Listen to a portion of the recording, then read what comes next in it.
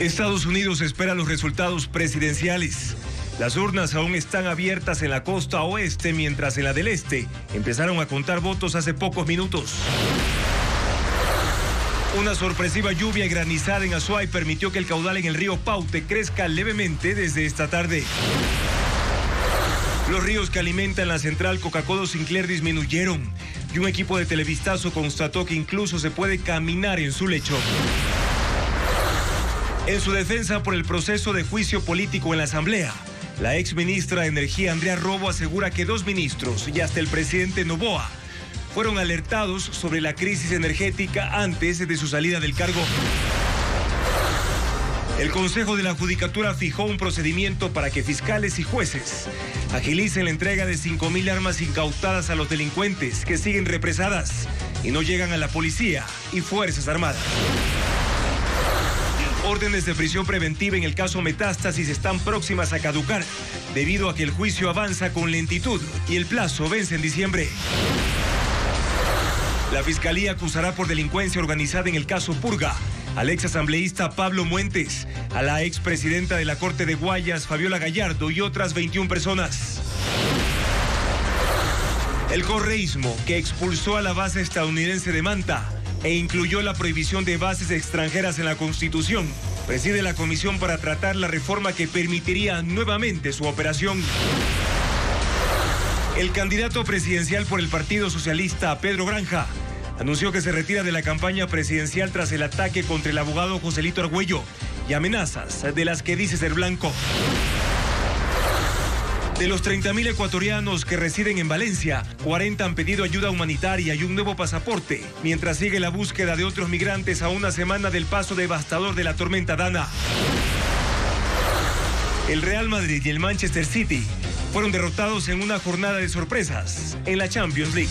Buenas noches, amigos. Bienvenidos a Televistazo Estelar en este martes 5 de noviembre, fecha crucial para los estadounidenses que eligen a quien va a ocupar la Casa Blanca por los próximos 4 años. La demócrata Kamala Harris y el republicano Donald Trump aspiran a la presidencia de los Estados Unidos. Comenzamos.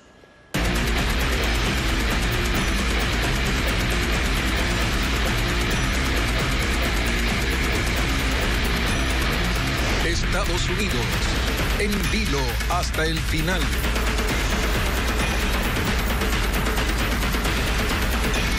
Jornada electoral histórica en los Estados Unidos, luego de la cual se sabrá si el país tendrá una mujer presidenta por primera vez con Kamala Harris o si Donald Trump regresa a la Casa Blanca. 2024 ha sido el año con la participación de votantes más alta en unas presidenciales, con un récord de electores, incluso entre quienes se acogieron al voto anticipado y al voto por correo. Los centros de votación han empezado ya a cerrar, pero en los estados de la costa oeste permanecerán abiertos hasta 3 horas más. El reporte con Pedro Jiménez. Día de elecciones en los Estados Unidos con miles de personas en las calles. Presencia de simpatizantes del candidato del Partido Republicano Donald Trump y de Kamala Harris, aspirante a la presidencia por el Partido Demócrata. Más de 83 millones de estadounidenses votaron hasta el domingo por los mecanismos de voto anticipado y voto por correo, y otros tantos lo han hecho hoy de manera presencial, llegando a una participación de más de 160 millones de electores. El país se lleva hoy toda la atención política en una elección que se define con la votación de los estados llamados indecisos, esos que no tienen un claro favorito y que deciden las elecciones cuando los sondeos muestran una situación de empate. En materia de resultados, la Comisión Federal Electoral ha advertido que son las oficinas electorales de cada estado las responsables de certificarlos antes de su publicación, pues no solo se elige presidente, sino también la renovación total de la Cámara de Representantes, 1/3 del Senado, algunas gobernaciones, autoridades legislativas estatales y reformas legales. Durante el día se activó una operación de seguridad a cargo del FBI luego de haber recibido mensajes amenazantes de supuestas bombas en lugares de votación en Michigan y Georgia, lo que provocó algunos retrasos. Luego autoridades dijeron que las amenazas eran poco creíbles. Donald Trump va optimista, dice que esta ha sido su mejor campaña y que los republicanos están obteniendo buenos resultados. Ha dicho también que si esta resulta ser una elección justa y pierde, será el primero en reconocerlo. En 2020 denunció un fraude y se negó a conceder el triunfo a Joe Biden. Kamala Harris, en cambio, está en Washington. Esta tarde apareció en el comando general de la campaña del Partido Demócrata y en caso de ganar, el gran evento del triunfo está listo en la Universidad de Howard en la capital estadounidense. Mientras tanto, los centros de votación de la costa este comenzaron a cerrar hace apenas minutos, pero otros, como los de la costa oeste, por ejemplo, lo harán mucho después, hasta 3 horas más tarde, pues el país se divide en 3 franjas horarias, por lo que alguna definición de estas elecciones podría tardar hasta la madrugada del miércoles. La elección presidencial en los Estados Unidos se lleva a cabo mediante un mecanismo de votación complejo e indirecto porque, a diferencia de países como Ecuador, no gana quien más votos directos obtenga en las urnas, sino por decisión del colegio electoral, que asigna un número determinado de votos por cada estado en función del tamaño de la población. Es así como cada estado tiene asignado un número de votos electorales equivalentes al número de representantes y senadores en el Congreso. Por ejemplo, California es el estado con más votos electorales, 54. Entonces, el aspirante a la presidencia que gane en ese territorio se lleva los 54 votos electorales.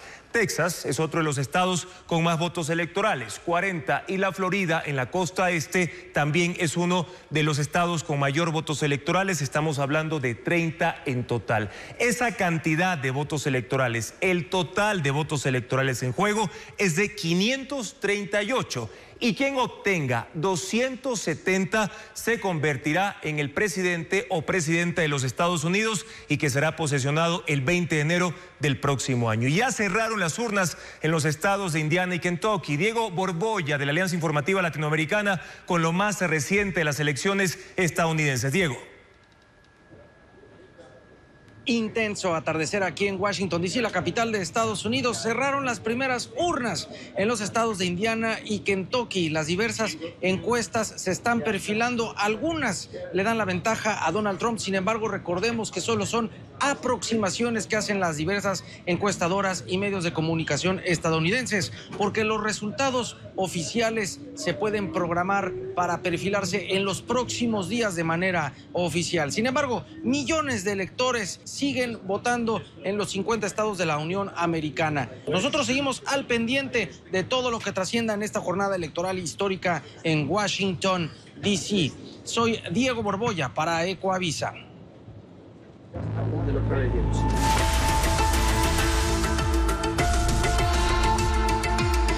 Apagones. La montaña rusa.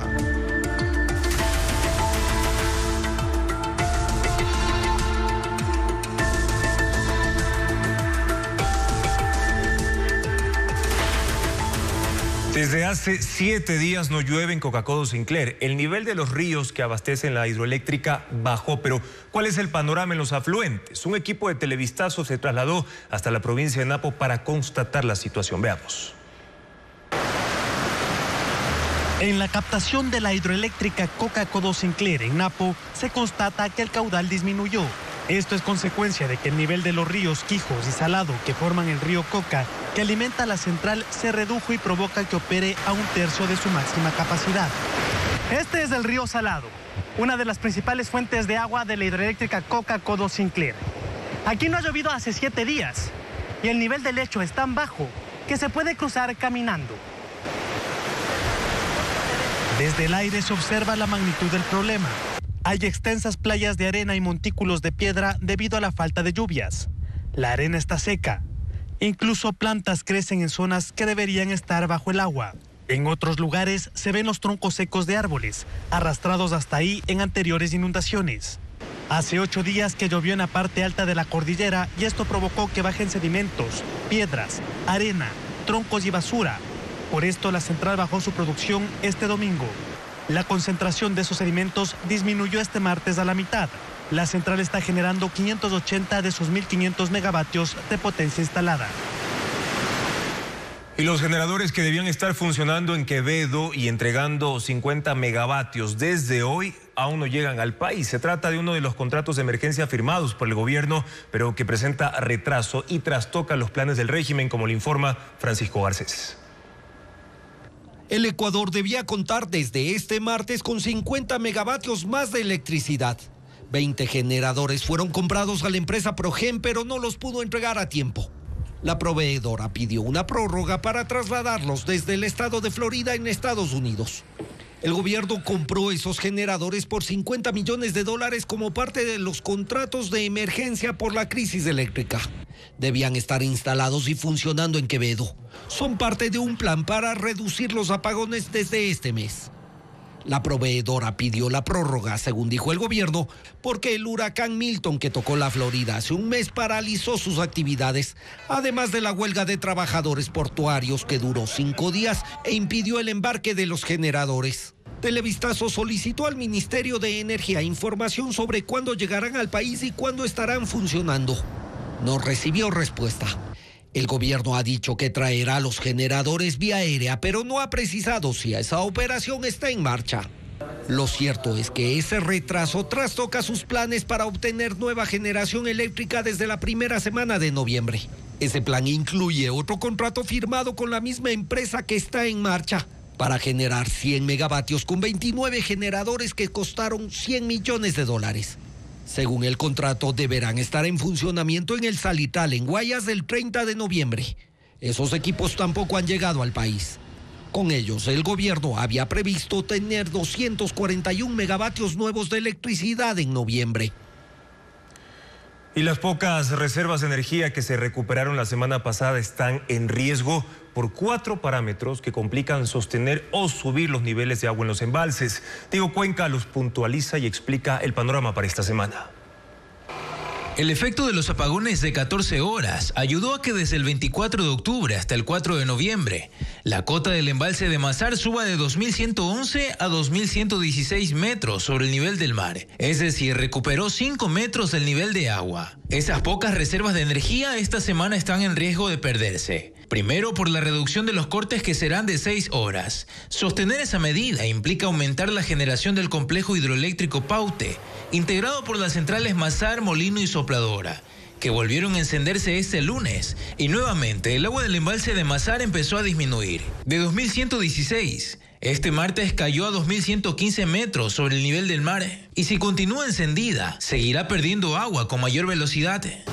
Segundo, porque la central Coca-Cola Sinclair está amenazada por sedimentos en el río Coca, y este martes su caudal disminuyó. Por eso hasta las 10 de la mañana solo generó 450 megavatios con 6 de sus 8 turbinas, cuando su capacidad es de 1.500 megavatios. Tercero, porque la generación térmica adicional sigue retrasada. Este martes debían estar listos motores de 50 megavatios en la central Quevedo, pero aún no llegan a Ecuador, y el gobierno no precisa la fecha de su arribo. Además, hay dudas de la incorporación de otros 100 megavatios que deben estar listos el 30 de noviembre en la central Salitral, cuyos motores tampoco llegan. Cuarto, porque las lluvias que cayeron el fin de semana en Azuay y en la Amazonía fueron ligeras y no significativas para alimentar la matriz hidroeléctrica del país. Sin embargo, desde las 3 de la tarde de ese martes, el caudal del río Paute empezó a crecer por las precipitaciones que cayeron donde están las 3 centrales del Austro. Gisela Garzón, asambleísta del correísmo, presidirá la comisión ocasional que va a tramitar la reforma constitucional sobre el establecimiento de bases militares extranjeras. Esa bancada está opuesta a ese cambio. Durante su gobierno se definió la no presencia de este tipo de bases en territorio ecuatoriano. Patricio Díaz amplía la información.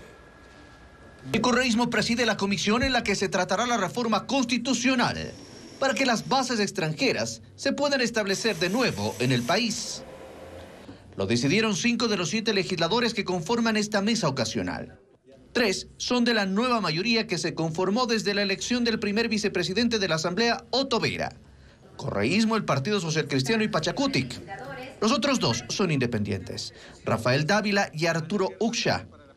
Dávila era considerado cercano al oficialismo y fue él quien propuso el nombre de Gisela Garzón de la Revolución Ciudadana como presidenta de la comisión, y ella lo propuso para la vicepresidencia. Desde el momento en que se votó, Construye se opuso a que Gisela Garzón presida esa comisión, por considerar que es contradictorio que el correísmo, que en 2008 prohibió en la Constitución el establecimiento de bases militares extranjeras y dio por terminado el acuerdo con Estados Unidos para el uso de la base de Manta, ahora presida una comisión que debe procesar el pedido del presidente Noboa para que retornen esas bases a apoyar al país en su lucha contra el crimen organizado. más aún cuando su bancada es contraria a esa reforma. Lo que se estima es que vayan a ponerle bemoles, barreras o elementos que no van de la mano con ese interés ciudadano de autorizar el ingreso de las bases militares en el país, volverles a dar a ellos esa autoridad para que puedan definir el tipo de informe que se va a emitir, es descabellado, es incoherente. En esa comisión, no obstante, sigue habiendo una mayoría favorable a la tesis del presidente. El Partido Social Cristiano, el que representa a Sofía Sánchez, el Independiente Dávila, Jorge Peñafiel de Construye y Natalie Morillo de ADN. En general, los comisionados dicen mantener la intención de que esta reforma sea tramitada en 2 debates en tiempos mínimos que permitan que el referéndum al cual debe ser sometida se realice con la segunda vuelta electoral en abril. Hasta este jueves 7 de noviembre, docentes podrán inscribirse en el concurso de méritos y oposición para ocupar 399 plazas como directores y rectores de instituciones públicas. Además, los horarios de clases, precisamente en instituciones fiscales, se mantienen esta semana según lo establecido por el Ministerio de Educación tras los apagones. Adriana Bermeo detalla estos y otros servicios para la ciudadanía. Los horarios de clases en escuelas y colegios públicos se mantendrán desde hoy hasta el 8 de noviembre, a pesar de que los horarios de cortes de electricidad se redujeron. En la jornada matutina, el ingreso y la salida serán como de costumbre. En la vespertina, la salida será a las 17 horas y la jornada nocturna no será presencial. Las instituciones particulares, fiscomisionales y municipales pueden adoptar estas medidas o implementar las suyas. Hasta el 7 de noviembre, maestros del sector público podrán inscribirse en el concurso de méritos y oposición para ocupar 399 plazas como directores y rectores de escuelas y colegios fiscales. Los aspirantes deben tener título de 3er o 4º nivel y contar con al menos 10 años de experiencia docente en el sector público para ocupar el cargo de rector y 5 para director. También deberán aprobar las evaluaciones prácticas. La inscripción es virtual en la página web del Ministerio de Educación. Desde hoy, los dueños de vehículos eléctricos no pagarán parqueadero en estacionamientos municipales y en la zona azul en Quito. Para los autos híbridos se mantiene la reducción del 50%. Para acceder a ese beneficio se debe presentar la matrícula al momento de pagar. Las tarifas diferenciadas estarán vigentes también en feriados. Desde el 14 hasta el 17 de noviembre se desarrollará la Feria de Vivienda Clave 2024 en el Centro de Exposiciones Quito. En 60 stands se ofertarán viviendas desde $65,000. Habrá bonos y precios especiales para casas, departamentos, terrenos y oficinas. El BIES y 2 instituciones financieras aprobarán solicitudes de crédito inmediatas.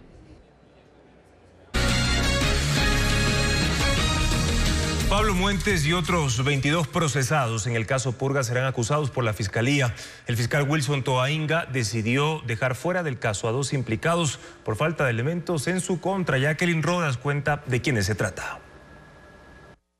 La Fiscalía acusará en el caso Purga a 23 de los 25 procesados y absolverá a 2. El dictamen se presentará en la audiencia de llamado a juicio, pero ya se conoce que entre los acusados por delincuencia organizada en la trama que operó en el sistema judicial de Guayas está el exasambleísta socialcristiano Pablo Muentes, su esposa y primo, la expresidenta de la Corte Provincial Fabiola Gallardo, la exdirectora de la Judicatura en Guayas Mercedes Villarreal, 2 excomandantes del Cuerpo de Ingenieros del Ejército y 9 exjueces.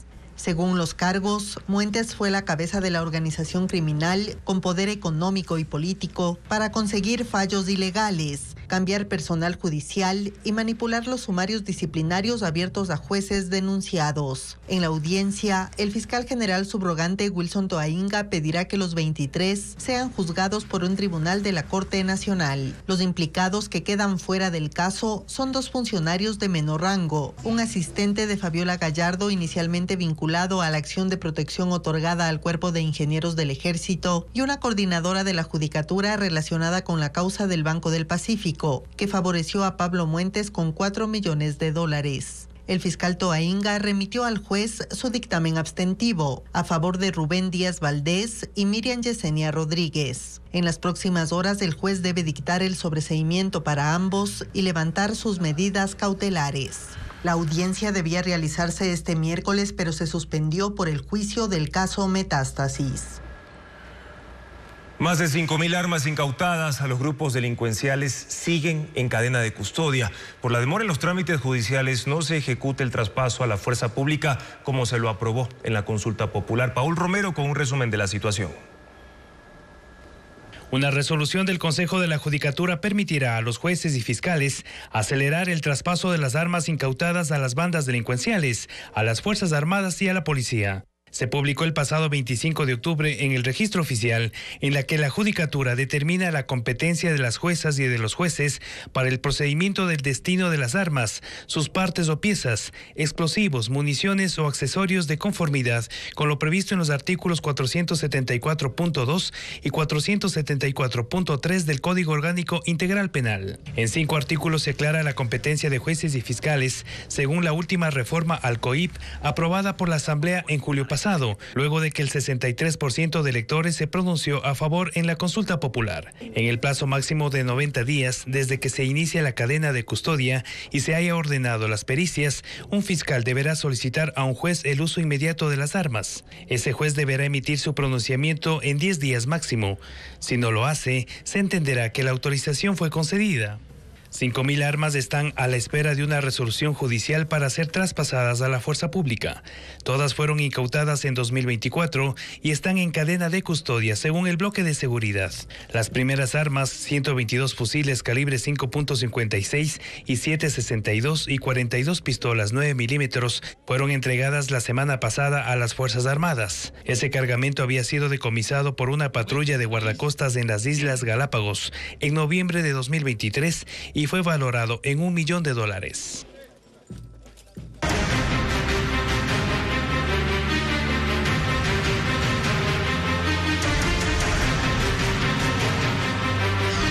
Valencia, 220 muertos y contando.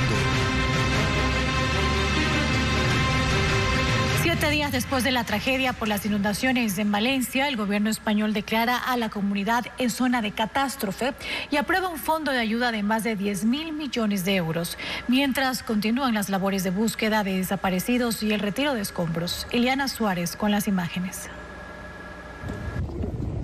Una semana después de la tormenta que caotizó la comunidad de Valencia, el gobierno aprobó la declaratoria de zona de catástrofe y un plan de ayudas para los afectados. Por tanto, plan de respuesta inmediata, de reconstrucción y de relanzamiento de la comunidad valenciana, con 3 fases claramente definidas que durará el tiempo que sea necesario.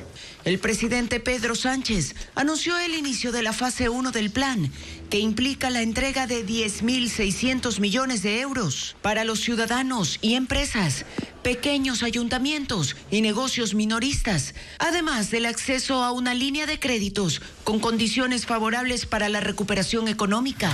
Más de 17.000 efectivos entre soldados, bomberos y la Guardia Civil trabajan en las zonas afectadas por las inundaciones y buscan sobrevivientes. Hay más de 220 muertos. Otros datos muestran que más de 75.000 casas y edificios de zonas residenciales resultaron con daños y hay 190.000 damnificados. Los trabajos siguen en unos 70 municipios, donde continúan retirando enseres y vehículos y sacando agua de sótanos y parqueaderos subterráneos. Autoridades ecuatorianas en Valencia, España, se movilizan a las zonas afectadas para la entrega de ayuda humanitaria y el trámite de documentos a los migrantes. Este lunes, la cónsul de Ecuador en esa comunidad llegó hasta la localidad de Chiva, donde contactaron a unos 40 compatriotas, como nos cuenta Bessie Granja. Hasta Chiva, un municipio de la Comunidad Española de Valencia, llegaron este martes autoridades de la Cancillería de Ecuador. Marcela Velastegui, cónsul en Valencia, explica que lograron contactar a unos 40 compatriotas que requerían ayuda. Desde el fin de semana se entregaron víveres, agua y alimentos no perecibles que fueron recolectados por organizaciones sociales en coordinación con este consulado. Datos de la Cancillería confirman que en Valencia viven unos 41.828 ecuatorianos. La autoridad admite que algunos perdieron sus pasaportes durante el embate del fenómeno Dana. Luego de 7 días de esta emergencia requieren sus papeles para los trámites de seguros. Los que han perdido el documento, les hemos dicho que les vamos a dar prioridad. Claro, tampoco pueden movilizarse. Alguno que llegó, le hemos atendido de inmediato. A esta y otras localidades de Valencia con gran presencia de ecuatorianos, las autoridades analizan el traslado de consulados móviles. Y a medida que nos podamos tabular los datos y tener un número que nos permita llevar los equipos, vamos a ir. El sábado tuvimos un diálogo virtual con las autoridades de Cancillería. Ellos nos están dando todo el apoyo. Isabel Chango es una compatriota que sobrevivió a esta tragedia en Valencia. Admiten que han recibido mucha ayuda solidaria, incluso de migrantes de Ecuador que viven en otras zonas de España. Y ahora he visto que ya se han organizado, ya entran camiones de comida a las iglesias y todo eso. Eric y Dayana son ecuatorianos que viven en ese país. Este fin de semana se juntaron con vecinos para entregar en Valencia comida, pañales y otros insumos que recolectaron entre su red de contactos. También ayudaron en la limpieza de escombros. 2.500 migrantes de una docena de países iniciaron una caravana desde el sur de México hacia la frontera con Estados Unidos. Temen a que las políticas migratorias del futuro presidente les impidan ingresar al territorio estadounidense. Se niegan a quedarse en México por temor a ser blanco de grupos criminales que los extorsionan, roban y secuestran. El primer ministro de Israel, Benjamín Netanyahu, despidió a su ministro de Defensa, Yoav Gallant. Una serie de roces en materia de política interna y militar han tensado las relaciones entre ambos en medio de la guerra contra el grupo Hamas en la Franja de Gaza. Gallant, por su parte, ha dicho que la seguridad de Israel ha sido y es su prioridad. La reorganización del gabinete de Netanyahu ocurre en momentos en que se espera una nueva represalia por parte de Irán. Gallant es reemplazado por Israel Katz, hasta ahora ministro de Asuntos Exteriores. Y un nuevo hito en la carrera espacial de China. La tripulación de la cápsula Shenzhou 18 retornó a Tierra tras permanecer 6 meses en una estación espacial realizando varias tareas y experimentos. Los astronautas permanecerán en cuarentena antes de volver a sus casas. Una misión que inició el 25 de abril y concluyó este lunes con éxito en China. 3 astronautas partieron hacia el espacio a bordo de la cápsula Shenzhou 18. El despegue ocurrió en el centro de lanzamiento de satélites de Jiuquan, en el noroeste del país. Los viajeros tenían como misión llegar a la estación espacial Tiangong. En 6 meses completaron la instalación de equipos de protección contra desechos espaciales, dieron mantenimiento a equipos dentro y fuera de la estación y realizaron gran cantidad de experimentos relacionados con los efectos de la microgravedad. Los astronautas emprendieron su regreso a la Tierra y aterrizaron en Dongfeng, en la región de Mongolia, norte de China. Los astronautas Ye Guangfu, Li Kong y Li Guangsu regresaron en perfecto estado. Trajeron muestras de nanopartículas que se usarán en otros experimentos. La tripulación entrará en un periodo de cuarentena y se someterá a un examen físico completo. Es momento de revisar la información meteorológica en el país para mañana. En la región costa se pronostica una temperatura máxima de 32 grados y una mínima de 19 grados con una radiación UV entre 5 y 7 considerados moderado y alto. ¿Y cuáles son las previsiones para la sierra? En esa región se alerta una temperatura máxima de 27 grados centígrados, pero con una mínima de 4 grados. Bastante frío, pero también habrá una radiación ultravioleta de entre 10 y 11, que significa muy alto y extremadamente alto. El Instituto de Meteorología pide, por favor, evitar la exposición prolongada a las altas temperaturas, principalmente entre las 10 de la mañana y las 3 de la tarde. El juicio del caso Metástasis avanza a paso lento y es inminente que caduquen las órdenes de prisión. Si eso ocurre, el tribunal deberá liberar a los procesados que están en la cárcel desde diciembre del año pasado. Hoy, en el día 13 de la audiencia, los jueces tomaron previsiones para evitar que los responsabilicen. Informa Jacqueline Rodas.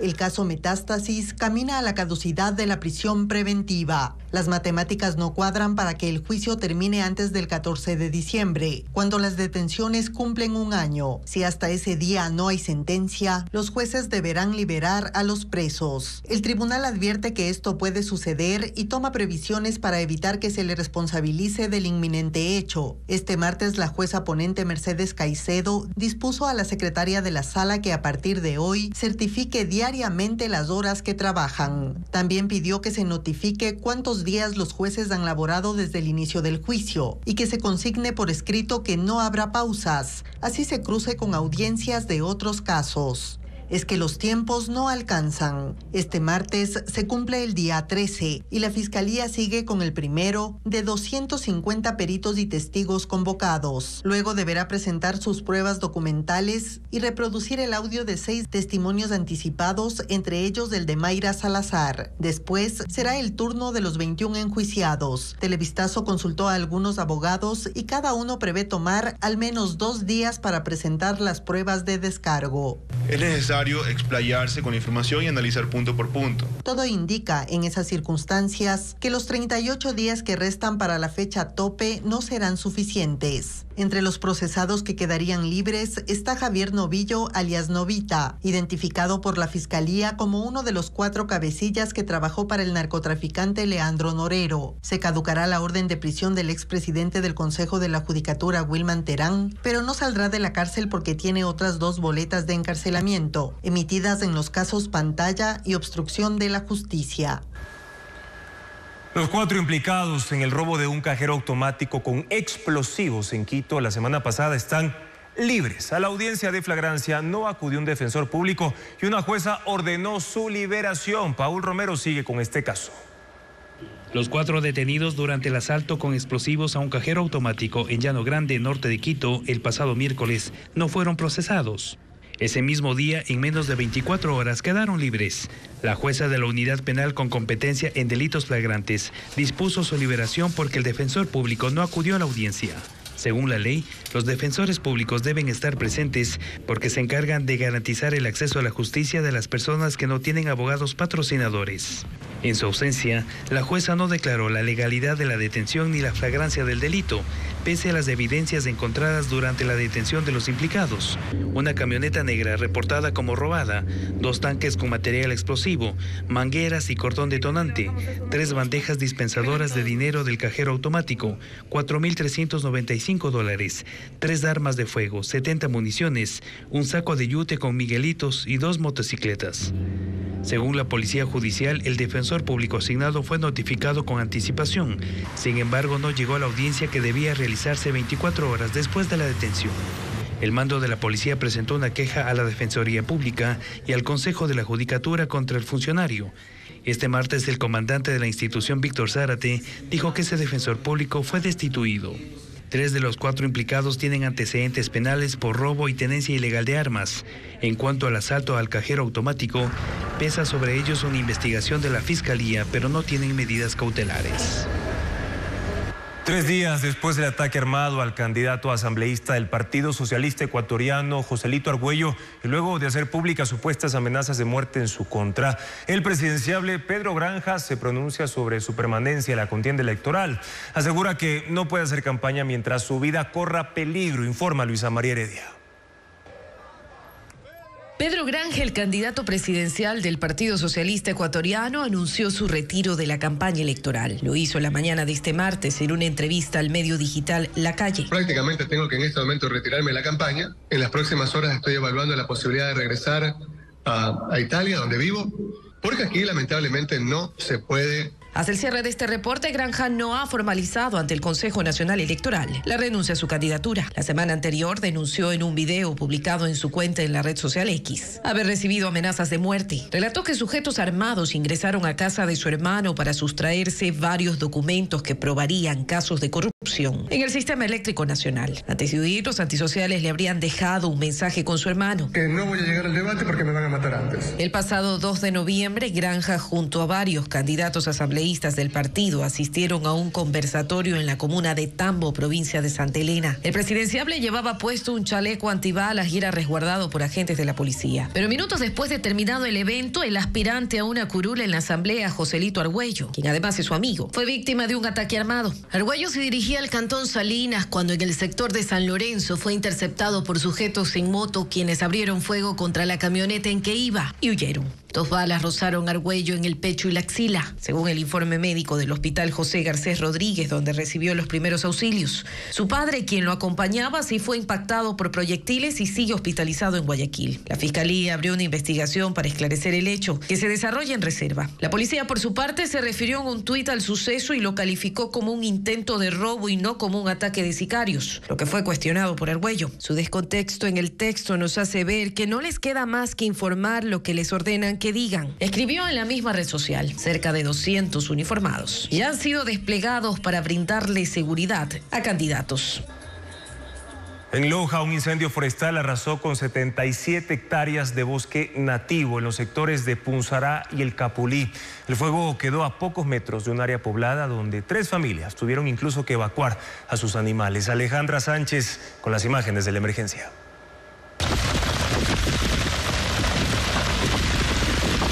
La columna de humo se podía observar desde varios sectores del sur de la ciudad de Loja. El fuego empezó en el sector El Capulí, pero los fuertes vientos provocaron que las llamas se propagaran rápidamente por las montañas hasta alcanzar la zona de Punzara.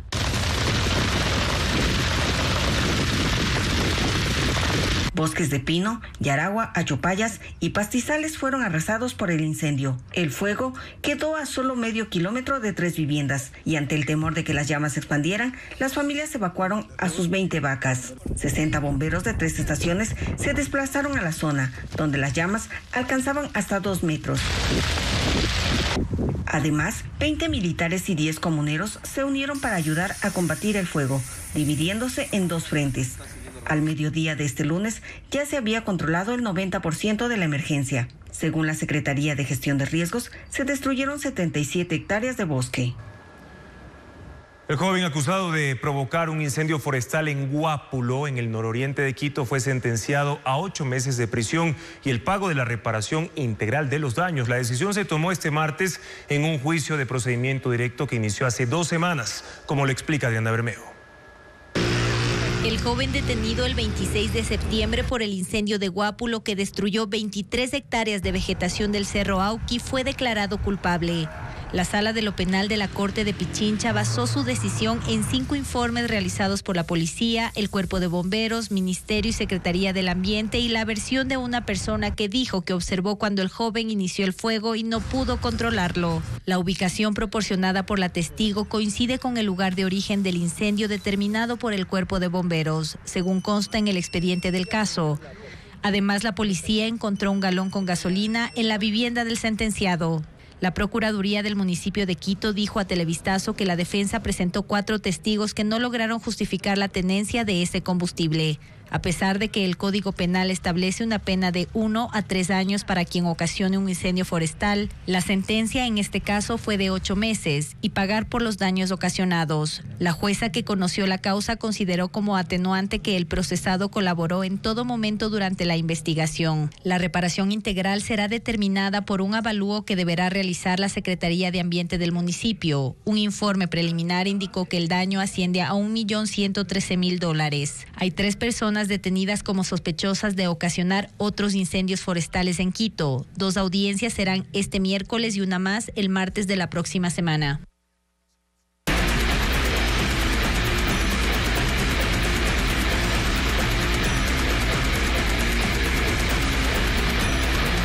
Estados Unidos, en vilo hasta el final.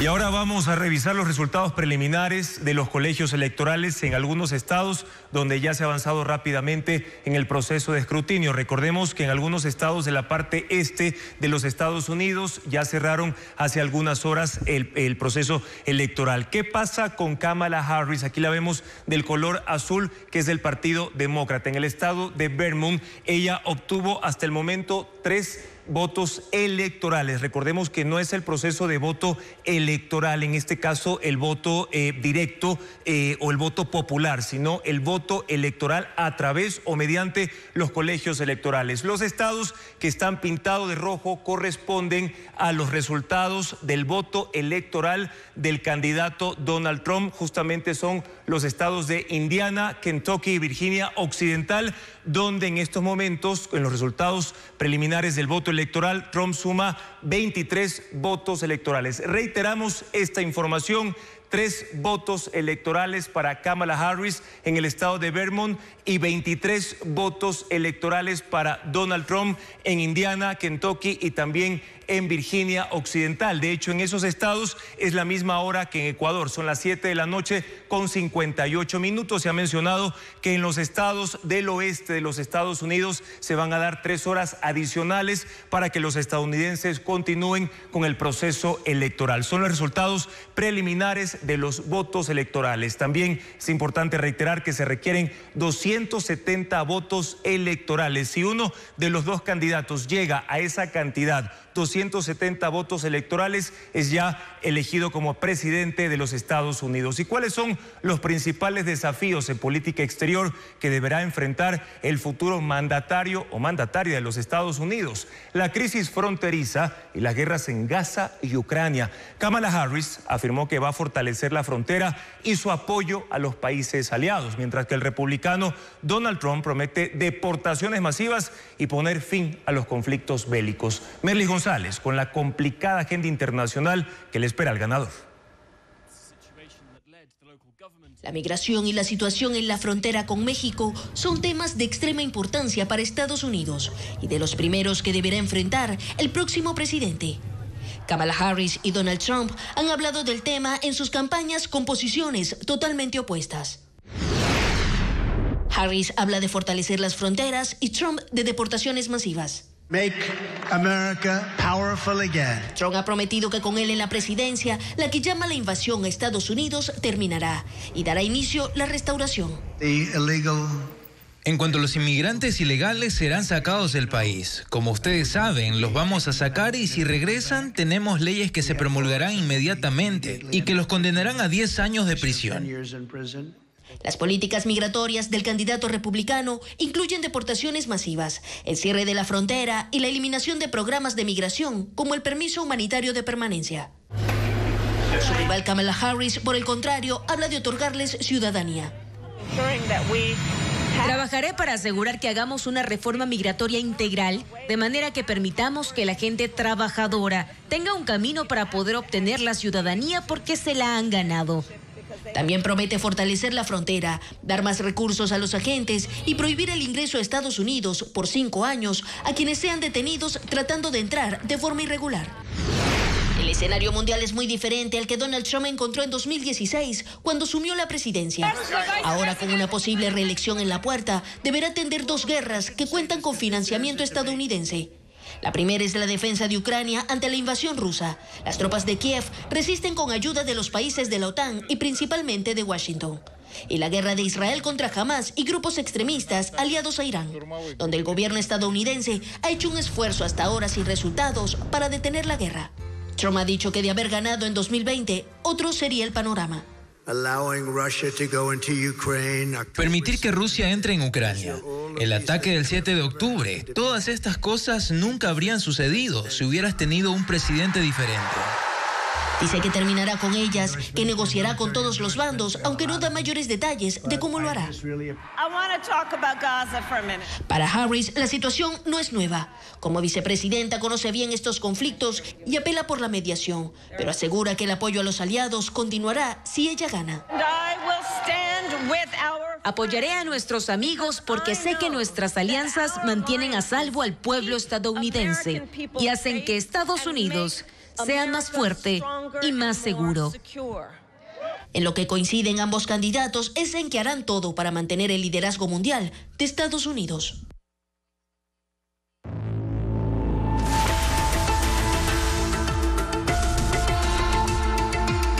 Apagones. La montaña rusa.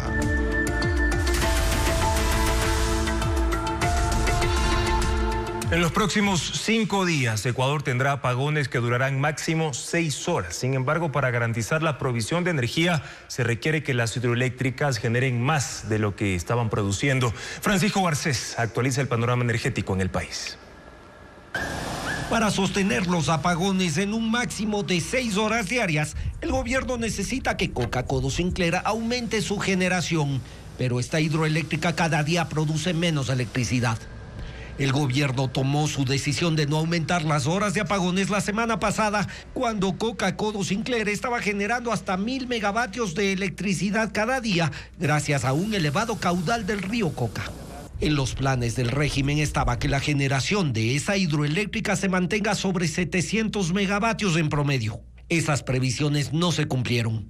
Este martes el caudal del río Coca cayó a 118 metros cúbicos por segundo, un poco más de la mitad de lo que requiere la hidroeléctrica. Por esta razón, durante la jornada produjo un promedio de 580 megavatios de los 1500 que es capaz de generar cuando el ingreso de agua es óptimo. Sin la energía prevista de esa hidroeléctrica, se tuvo que poner en marcha las 3 centrales del río Paute. Mazar, Molino y Soplador a la mañana de este martes estuvieron produciendo 900 megavatios. De acuerdo a la planificación del SENACE, durante la jornada las 3 hidroeléctricas del Paute y Coca-Codo Sinclair debían generar el 60% de la energía hidráulica del país. Según los cálculos del gobierno, cada hora de apagón permite ahorrar 120 megavatios de electricidad. Por eso, con cortes de 6 horas diarias, el régimen proyecta un ahorro de 720 megavatios. 440.000 familias en 3 provincias se benefician de apagones que duran solo 4 horas por día. 2 de esas provincias están en la costa y una en la sierra, pero no hay una explicación clara de por qué son distintos los cronogramas en esos territorios. Diego Cuenca con el reporte. Desde ese martes hasta el domingo, hay 3 provincias del país donde los cortes duran solo 4 horas. Se trata de Esmeraldas, Chimborazo y Santa Elena. En esas localidades hay 440.000 familias que se benefician de esa medida. Según un comunicado del Ministerio de Energía, tomaron esa decisión porque mejoraron los caudales de los ríos que alimentan a las hidroeléctricas en esas zonas. Lo curioso es que en esas provincias no hay centrales hídricas. Además, técnicos consultados por Televistazo explican que las 11 hidroeléctricas que existen en el país no generan energía exclusiva para una localidad, pues todas están conectadas al Sistema Nacional Interconectado. Televistazo consultó sobre esta medida, pero el Ministerio de Energía no dio explicaciones. Impulsar la participación del sector privado en la autogeneración de electricidad es una de las alternativas que tiene el Estado para disminuir la demanda del sistema energético nacional. Grupos económicos que mantienen cadenas productivas iniciarán la construcción de la hidroeléctrica Hidrooriente en el sur del país. Hernán Higuera informa que producir 100 megavatios es el desafío de ese proyecto. Una nueva central hidroeléctrica se construirá en el límite de las provincias Zamora, Chinchipe y Morona, Santiago, específicamente sobre el río Machinaza, cerca a El Pangui. No la construirá el Estado, sino la empresa privada. El proyecto Hidrooriente aprovechará las aguas del río Machinaza para generar 100 megavatios que irán al consumo de corporaciones vinculadas al grupo constructor y que autogenerará energía para su cadena productiva. Es una empresa que está afiliada a un grupo que ya tiene varias inversiones, 3 o 4 inversiones en el tema de autogeneración. Y como la ley lo permite, se puede autogenerar hasta 100 megas. La inversión supera los $300 millones y el Estado le otorga un plazo de 50 años para la generación de electricidad privada según los documentos habilitantes. Los excedentes que genere Hidrooriente serán incorporados al Sistema Nacional Interconectado a un costo de 5 centavos el kilovatio hora. Hidrooriente entrará en construcción en pocas semanas y estará 5 kilómetros aguas arriba del Machinaza, donde en el 2015 la empresa china Ecuacorriente, operadora de la mina Mirador, debió instalar una central hidroeléctrica para la explotación de cobre, según consta en la carta de intención y acuerdos alcanzados en el 2013 con las autoridades de entonces. Los empresarios chinos no levantaron la hidroeléctrica y el Estado ecuatoriano tampoco lo exigió. El proyecto Mirador siempre se abasteció de la energía subsidiada del Estado hasta el pasado 16 de octubre. Mañana, en un nuevo informe, Televistazo contará por qué el proyecto hidroeléctrico Santa Cruz quedó solo en papeles desde el año 2013. En otros temas, la exministra de Energía, Andrea Robo, envió sus pruebas de descargo a la Comisión de Fiscalización de la Asamblea Nacional, que tramita un juicio político por incumplir funciones en torno a la crisis energética. Robo asegura que reportó a 3 altos funcionarios sobre la situación, quienes luego la acusaron de sabotaje por ocultar información. Luisa María Heredia con el informe. La exministra de Energía, Andrea Robo, se defiende. En el marco del juicio político que se sigue en su contra, le envió a la Comisión de Fiscalización de la Asamblea Nacional un escrito de 25 páginas en el que detalla cómo fue su gestión. Robo estuvo a cargo de esa cartera de Estado durante 5 meses, desde el 23 de noviembre de 2023, cuando el presidente Daniel Noboa la designó, hasta la mañana del 16 de abril de 2024, cuando le pidió la renuncia. Horas después fue acusada de sabotaje, denunciada en Fiscalía por ocultar información relacionada a la crisis energética. Pero a Robo, en el documento, desmiente al gobierno. Asegura que puso al tanto al régimen de lo que ocurría en el país y que lo hizo a tiempo. El 1 de abril alerté a las máximas autoridades sobre la situación que estábamos atravesando, indicando que todos nuestros esfuerzos se concentrarían en manejar cuidadosamente los embalses y en utilizar la generación térmica que habíamos recuperado hasta el momento. La exministra se refiere concretamente a 3 altos funcionarios. El primero, Arturo Félix. El miércoles 10 de abril recibió una llamada de quien en ese entonces era el secretario de la Administración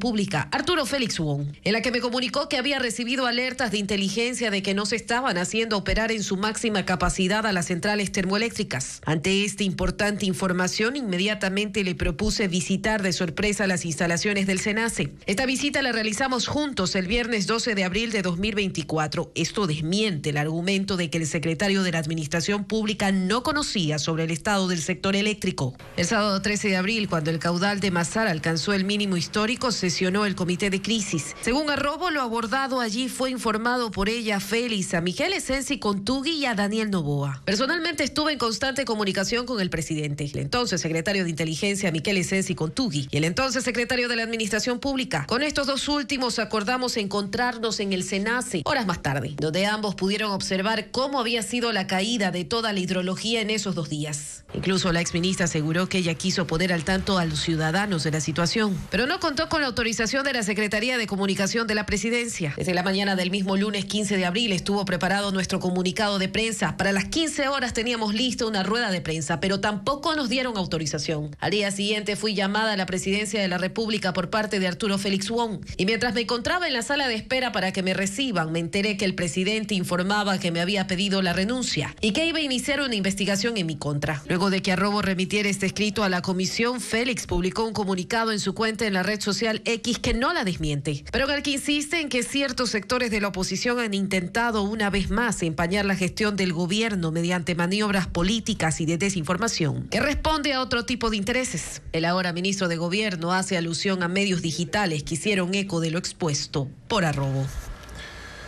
Y mañana les contaremos sobre los descargos técnicos que hace la exministra Andrea Robo en su escrito que fue remitido a la Comisión de Fiscalización de la Asamblea Nacional. Una hora de lluvia causó inundaciones en 23 sectores de Cuenca. La intensa precipitación estuvo acompañada de granizada también. La emergencia causó caos vehicular en el norte de la ciudad. Listo. Miren. Solo una hora de lluvia y granizada. 23 sectores del norte de Cuenca se inundaron. El torrencial aguacero comenzó cerca de las 4 de la tarde de ese martes. Usuarios del Hospital Vicente Corral Moscoso captaron el momento en que la farmacia se inundó. El parqueadero del Mercado 12 de Abril también se llenó de agua. La intensa lluvia sorprendió a los conductores que transitaban por las avenidas Pumapungo, Paseo de los Cañaris y González Suárez. La fuerte granizada y la acumulación de agua provocaron caos. Varios vehículos quedaron atrapados en plena vía. Las riberas del río Tomebamba quedaron cubiertas por un manto blanco, ya que el granizo alcanzó 15 centímetros de espesor. Un panorama similar se observó en los 2 parques de la Ciudadela del Paraíso. A las 5 de la tarde la lluvia se calmó y el nivel del agua descendió rápidamente en las zonas afectadas. Los caudales de los ríos Tarqui, Yanuncay y Tomebamba recuperaron su nivel normal, según informó Etapa a la misma hora. Hasta el cierre de este informe no se reportaron personas heridas por la emergencia.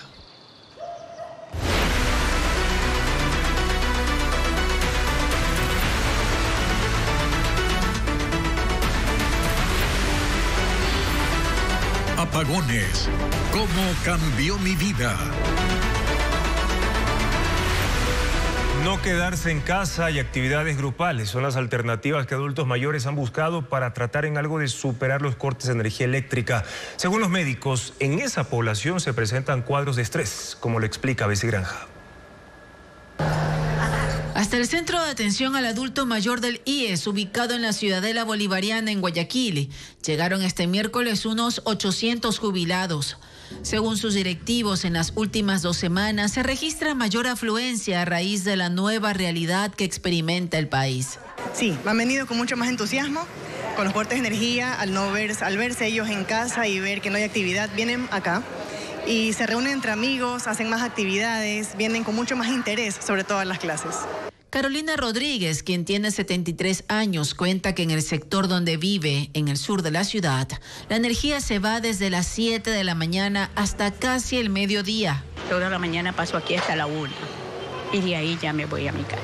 Estoy en coro, estoy en teatro y en yoga, esos son mis talleres aquí. Pero aquí pasamos de lo mejor, aquí para mí este es mi segundo hogar. Hay adultos mayores que permanecen desde las 8 hasta las 16 horas en estas instalaciones. La soledad, los problemas de inseguridad que arrastra el país, sumado a los cortes de energía eléctrica, han incrementado los cuadros de estrés en personas de la tercera edad, asegura Antonio Rimaza, psicólogo clínico del Hospital de Salud Mental ubicado en Mapasingue. El estrés, la ansiedad, angustia, es un síntoma real, no es que es un síntoma imaginario. Por eso, afirma la geriatra, se deben buscar opciones para los adultos mayores que se quedan en casa. Siempre se hace una comunidad, incluso entre barrios y vecinos, es decir, hagamos una actividad, vamos al barrio a bailar, que hay bailoterapia por $1 al día. El soporte de la familia es indispensable para esta población y si no se cuenta con parientes, la comunidad cercana es la que podría identificar signos de alerta para una temprana intervención. La deforestación afecta a la provincia de Morona, Santiago. Un reciente estudio revela alarmantes cifras en pérdida de superficie arbolada y de bosque primario húmedo en las últimas 2 décadas. Recorrer los 87 kilómetros de la troncal amazónica, desde Morona hasta Taisha, es un viaje que desnuda la alarmante deforestación en Morona, Santiago. A lo largo del trayecto, los montones de madera apilada a la espera de ser comercializada ocupan el espacio donde antes se erguían árboles centenarios. Lo que alguna vez fue verde, a los costados de la carretera, hoy es un horizonte devastado, mientras que los camiones cargados resuenan como un reflejo de la dura realidad que enfrenta la segunda provincia del país con mayor pérdida de cobertura arbórea. Según la plataforma Global Forest Watch, especializada en el monitoreo de bosques y desarrollada por el Instituto de Recursos Mundiales, Morona, Santiago contaba con 2 millones de hectáreas de bosque, que cubrían el 96% de su territorio. Sin embargo, en las últimas 2 décadas ha perdido 93.500 hectáreas de superficie arbórea, 34.900 hectáreas de bosque primario húmedo. Taisha es el cantón más afectado con una pérdida de 26.800 hectáreas entre 2001 y 2023. Esta localidad fronteriza, con 18.437 habitantes, era accesible únicamente por vía aérea hasta la inauguración de la carretera Macoma-Taisha en 2016. Desde entonces, el flujo de taladores ha crecido drásticamente, impulsando la explotación de especies madereras como la balsa, el pigüe y maderas finas como el canelón y el cedro. Aquí no hay fuente de ingreso de trabajo, entonces la gente, más que todo aquí en la agricultura, dedican a explotar madera. En la comunidad Amazonas, al noreste, la expansión de cultivos y la actividad pecuaria también ha avanzado, ocupando cada vez más territorio. A Taisha le sigue el cantón Morona, con 14.900 hectáreas perdidas, y Tihuinza, con 9.200 hectáreas. En estos 3 cantones se concentró el 54% de la pérdida de cobertura arbórea de Morona, Santiago. Es momento de revisar la agenda cultural para esta semana. Al Teatro Variedades en Quito llegará la obra La Edad del Sol, interpretada por la actriz Michelle Banda. Además, en Cuenca se organiza un concierto gratuito denominado Trocha, música nueva para vibrafono de Latinoamérica. Estefanía Arias con más detalle de estos eventos. Me pregunto, me contesto, me pregunto. Una obra narrada de forma atemporal por 3 voces, una niña, una adulta y una anciana, cuyas historias y memorias de violencia se entrecruzan para contar lo que significa ser mujer en un mundo de hombres. La Edad del Sol llegará al Teatro Variedades en Quito, interpretada por Michelle Banda y dirigida por 2 reconocidos artistas de Latinoamérica, Aristides Vargas y Charo Francés. La función será el viernes 8 a las 19 horas. Vestigios de una antigua civilización, objetos que a simple vista las personas no ven y con el tiempo se van destruyendo. Fantasmas en el monte se denomina esta exposición del artista cuencano Andrés Narváez, que se inauguró en el Taller Maldonado Galería en Guayaquil. 4 obras curadas por Jonathan Mosquera, que estarán exhibidas hasta el sábado 9. El ingreso es libre.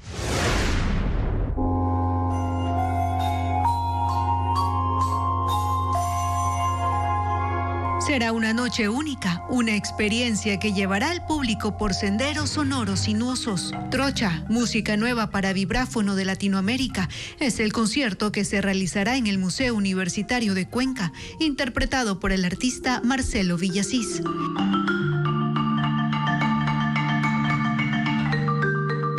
El programa incluye obras de compositores de Ecuador, Argentina y Colombia. El espectáculo gratuito será el miércoles 6 a las 19 horas. Una iglesia de París se convirtió en el escenario de un espectáculo inmersivo. Proyectores transforman las paredes del monumento en el interior del Palacio de Versalles o una plaza en la Revolución Francesa. Y a esto se suman decenas de actores que forman parte de un recorrido personalizado por la historia francesa. Merly González con las imágenes.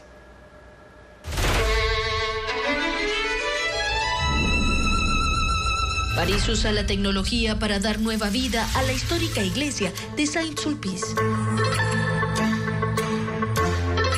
Proyecciones en 3D llenas de color transforman los 6.000 metros cuadrados de la estructura neoclásica construida en 1646 en diversos escenarios, que con la participación de 150 actores cuentan la historia de Francia y del templo. Se trata de un espectáculo llamado París Cours des Lumières.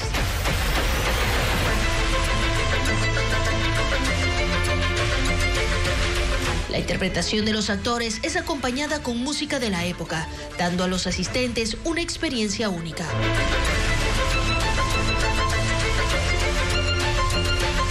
En un instante están sentados en una iglesia y al siguiente el lugar se transforma en el interior del Palacio de Versalles en la época de Luis XIV.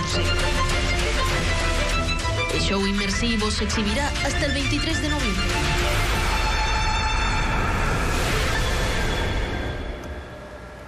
Maravillosas imágenes. Gracias por su sintonía, amigos. Mañana en Contacto Directo estarán la asambleísta Ana Galarza, interpelante en el juicio político a la exministra de Energía, Andrea Robo, para analizar su respuesta a la Comisión de Fiscalización. Además, nos acompañará la analista Stephanie Macías, quien va a analizar desde Washington el avance del escrutinio por la presidencia de Estados Unidos. Los esperamos a las 5:55 de la mañana con más información en la primera emisión de Televistazo y también en nuestra página web ecuavisa.com. Buenas noches.